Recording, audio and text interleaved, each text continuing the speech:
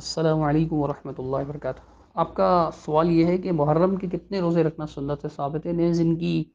کیا فضیلت ہے، صحیح حدیث کی روشنی میں رہنمائی فرما دیں۔ محرم کے کتنے روزے رکھنا ثابت ہے، کتنوں کا تو مجھے نہیں معلوم گنتی سے کہ میں کہہ سکوں کہ اتنے روزے رکھنا ثابت ہے، البتہ اس کی جو فضیلت ہے رمضان کے بعد سب سے زیادہ ہے، جیسا کہ صحیح مسلم شریف کی حدیث ہے، حدیث نمبر 1982، ابو ہریرہ رضی اللہ تعالی عنہ سے مروی ہے، اور اللہ کے رسول صلی اللہ علیہ وسلم کے بارے میں کہ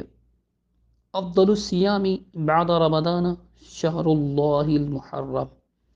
سب سے افضل روزے رمضان کے مہینے کے بعد اللہ کے مہینے محرم کے روزے۔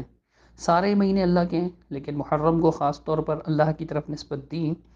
تو اس کا مطلب اس کی عظمت پر دلالت کرتا ہے، اس کی فضیلت پر دلالت کرتا ہے، حرمت والا مہینہ ہے اس وجہ سے۔ اور نبی کریم صلی اللہ علیہ وسلم سے یہ بھی ثابت ہے کہ آپ نے پورے مہینے کے روزے نہیں رکھے سوائے رمضان کے، تو اس بات کا بھی ذہن میں رکھنا چاہیے کہ پورے مہینے کے روزے نہ رکھیں، تو باقی جو ہے وہ فضیلت ہے اس دن کے روزے کی، خاص طور پہ اس میں عاشورہ 10ویں روزے کو کہتے ہیں۔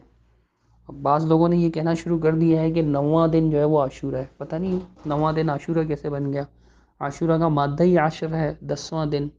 عاشورہ ہے۔ وہ کہتے ہیں نہیں نہیں، یہ جو 10 کی فضیلت ہے نا، یہ 9 میں کنورٹ ہو چکی ہے۔ یہ بڑی عجیب و غریب مطلب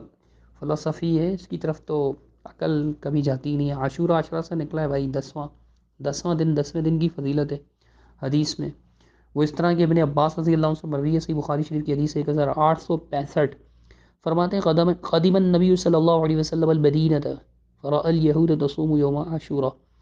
رسول اللہ صلی اللہ علیہ وسلم جب مدینہ منورہ تشریف لائے، دیکھا یہود اس دن کا روزہ رکھتے ہیں، عاشورہ 10ویں دن کا روزہ رکھتے ہیں۔ کس دن کا؟ 10ویں دن کا، 9ویں دن کا نہیں، 10ویں دن کا۔ وقال ما ھذا، یہ کیا ہے؟ رسول اللہ صلی اللہ علیہ وسلم نے ان سے پوچھا، انہوں نے کہا ھذا یوم صالح، یہ بڑا فضیلت والا دن ہے، مطلب اچھا دن ہے۔ ھذا یوم نجى اللہ بنی اسرائیل من عدوهم فصابہ موسیٰ، یہ وہ دن ہے کہ اللہ تعالیٰ نے بنی اسرائیل کو ان کے دشمنوں سے نجات دے دی تھی، تو موسیٰ علیہ السلام نے اس دن روزہ رکھا، ہم بھی رکھتے ہیں۔ تو بعض روایت میں آتا ہے کہ شکرا للہ تعالی فنحن نصوم، صحیح مسلم میں یہ الفاظ کہ انہوں نے اللہ کا شکر ادا کرتے ہوئے روزہ رکھا تھا تو ہم بھی رکھتے ہیں۔ اور یہ الفاظ بھی ہیں صحیح بخاری میں، وَنَحْنُ نَصُومُهُ تَعْظِيمًا لَهُ، ہم اس دن کی تعظیم کے لیے اس کا روزہ رکھتے ہیں۔ عصمت والا دن ہے یہ، اللہ تعالیٰ کا شکر ادا کریں، اللہ نے ہمیں نجات دی تھی، عظیم دن ہے یہ، ہمارے لیے بڑا دن ہے۔ تو اس موقع پر رسول اللہ صلی اللہ علیہ وسلم نے فرمایا تھا کہ فَأَنَا أَحَقُّ بِمُوسَىٰ مِنْكُمْ، میں نا تم سے زیادہ موسیٰ علیہ السلام کا حقدار ہوں، تمہاری نسبت زیادہ حق رکھتا ہوں موسیٰ علیہ السلام سے، کہ میں ان کے دین پر بھی قائم ہوں، وہ نبی ہونے کی حیثیت سے میرے بھائی بھی ہیں، ہمارا دین ایک ہی ہے، تو اس وجہ سے میں زیادہ حق رکھتا ہوں۔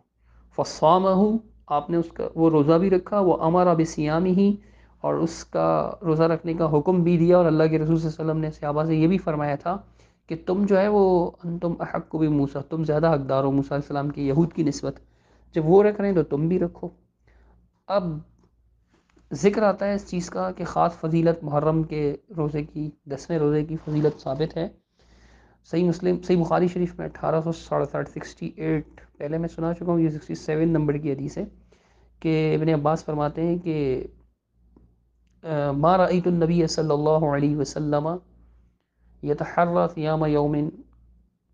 فضله على غيره الا هذا اليوم، میں نے دیکھا کہ اللہ کے رسول صلی اللہ علیہ وسلم بہت زیادہ کوشش کرتے ہوں کسی دن کی کہ آپ نے اس کو فضیلت دی ہو دوسرے دن پر سوائے اس دن کے روزے کے، اور وہ یوم عاشورہ ہے، وہذا الشہر یعنی رمضان کا مہینہ، رمضان کے مہینوں کے روزوں کو،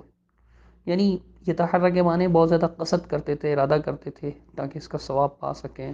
اس میں آپ بہت زیادہ رغبت رکھتے تھے۔ تو اسی طرح عاشورہ کے روزے کی فضیلت بیان کرتے ہوئے خود رسول اللہ صلی اللہ علیہ وسلم کا فرمان ہے، اللہ کے نبی صلی اللہ علیہ وسلم نے فرمایا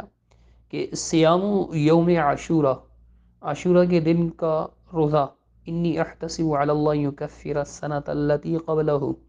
اللہ تعالیٰ پر میں یہ یعنی کہ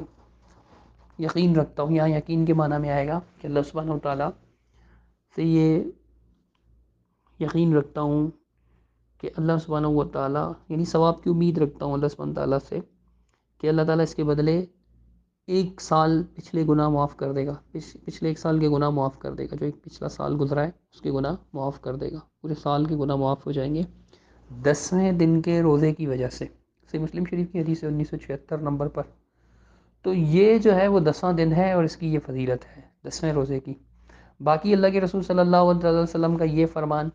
کہ رسول اللہ صلی اللہ علیہ وسلم نے جو فرمایا تھا کہ لَأَصُومَنَّ التَّاسِعَ، یعنی بار بار جب کہا گیا کہ یہود و نصارہ یہ روزہ رکھتے ہیں ان کی مخالفت میں، تو اللہ کے رسول نے فرمایا کہ پھر میں 9 کا روزہ رکھوں گا، 9 کا روزہ رکھوں گا۔ یا یہ بھی حدیث اس طرح سے بھی الفاظ ہیں صحیح مسلم میں کہ فَإِذَا كَانَ الْعَامُ الْمُقْبِلُ، اگر آئندہ سال آیا انشاءاللہ سُمْنَ الْيَوْمَ التَّاسِعَ، تو ہم 9ویں دن کا روزہ رکھیں گے۔ اب بعض لوگ کہتے ہیں کہ جی صرف 9 کا رکھیں گے اگلے سال، تو یہ بات نہیں ہے، چونکہ فضیلت تو 10 کی بیان ہوئی اور اس فضیلت کو آپ نے منسوخ بھی نہیں کیا۔ 10واں تو آپ رکھتے ہی تھے نا،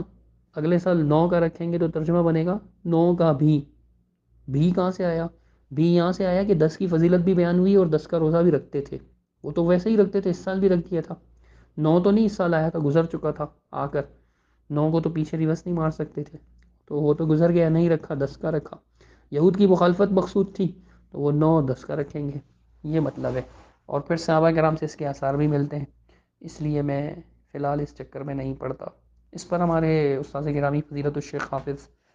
شریف صاحب حفظہ اللہ، اللہ تعالیٰ ان کی حفاظت فرمائے، ان کو برکتیں دیں، ان کا ایک وائس کلپ ہے، اگر مجھے مل گیا تو میں سینڈ کر دوں گا۔ وہ بڑے اچھے دلائل کے ساتھ اس بات کو واضح کر رہے ہیں کہ جو لوگ سمجھتے ہیں کہ صرف 9 کا روزہ ہے، یہ ان کی غلطی ہے، 9 اور 10 کا روزہ ہے۔ اللہ اعلم بالصواب۔